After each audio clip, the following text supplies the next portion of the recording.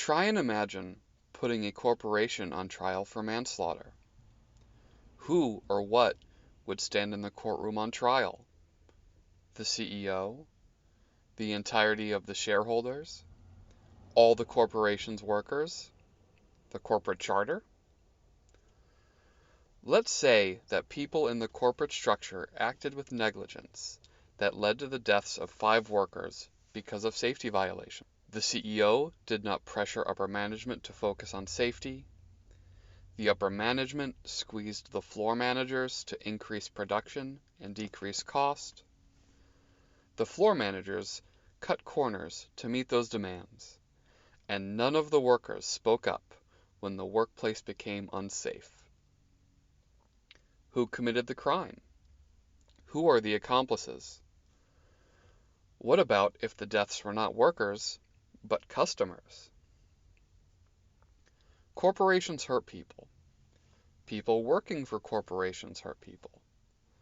The products of corporations hurt people. But lots of other things hurt people too. Parents hurt people. Sports hurt people.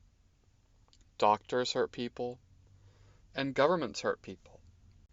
Most actions that cause harm never enter the legal system. And lots of things that cause harm aren't even illegal. Studying corporate crime and violence inexorably leads to a couple big questions. What do we want, and how do we get there? Let's look at some concerns people have about corporate crime and violence, and some facts about it. Then let's look at some ways things can change. Let's start close to the source.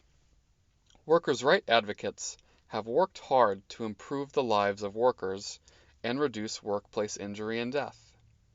From strengthening unions to forming OSHA, big strides have been made. However, we do not live in a golden age of workplace health and safety. One big concern of workers' rights advocates is the negative health effects of long overtime hours.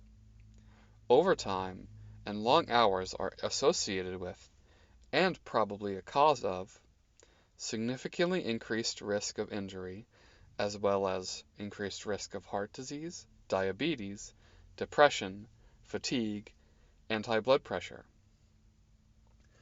These outcomes are harmful, predictable, documentable, preventable, and their cause is, in general, totally legal. Advocates of social justice add another area of concern over corporate harm. There is extensive literature about corporate activity, like polluting, disproportionately harming marginalized groups. For just one example, a study in Florida found that Black and Hispanic people, on average, live significantly closer to chemical accident sites than whites. In an era where discrimination is supposed to be illegal, this raises some questions over just how effective those laws are.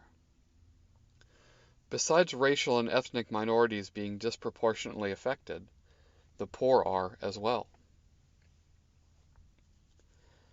The legal structure of corporations is what makes their relationship to legal punishment so unique.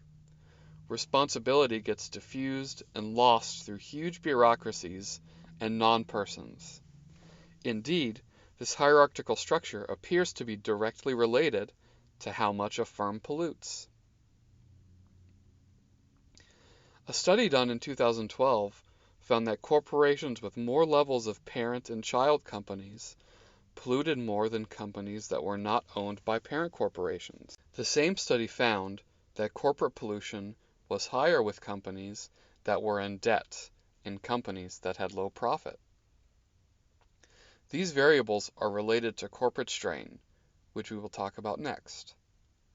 The author of this study concluded that multiple layered corporations had so many legal tools and shields available to them that punishments for polluting hardly served as deterrents at all. Strain, sociologically speaking, refers to pressures placed on a person or institution that are difficult or impossible to meet. The greater difficulty there is to conform to that pressure, the greater strain there is. A study in 2007 found that corporations with increased strain committed more securities fraud and violations. Another study in 2011 confirmed that result, finding a general trend of increased white-collar and corporate crime in higher strained businesses and industries. The concepts involved in strain theory are important to answering the second question posed in this video, which is how do we get where we want to go?